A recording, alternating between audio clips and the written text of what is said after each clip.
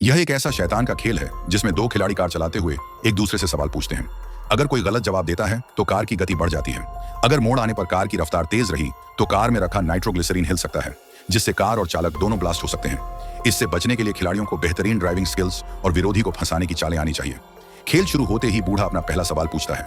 वो बंदूक किस हाथ में रखता है, बाएं या दाएं? लंबे बालों वाला आदमी सोचता है कि दाएं हाथ में बंदूक रखना ज्यादा आसान है।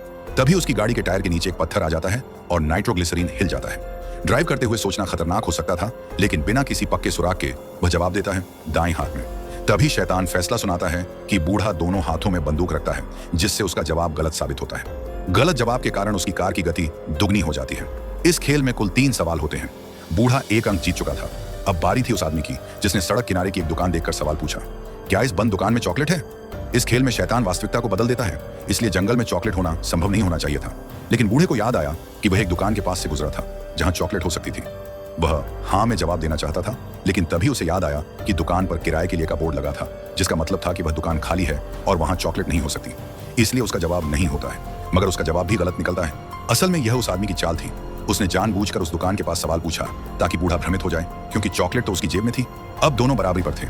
अगली मोड़ पर बूढ़ा हॉर्न बजाकर आदमी का ध्यान भटकाने की कोशिश करता है और सड़क के किनारे लगे बिल बोर्ड पर बंदरों की संख्या